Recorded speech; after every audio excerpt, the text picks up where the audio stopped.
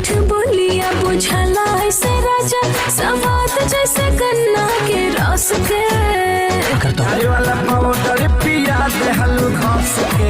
अगर तोहरा लगता कि तोहरा दुपट्टा के छाप हमरा माई के आचरा पर भारी पड़ जाई,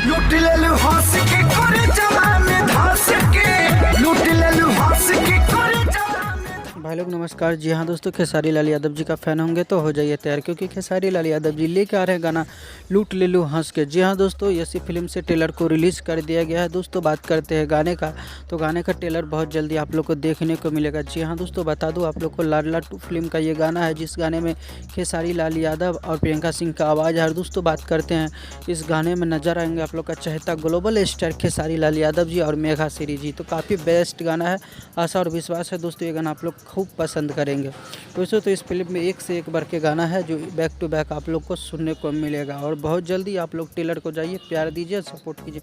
मिलते हैं फिर से नेक्स्ट वीडियो के साथ, तब तक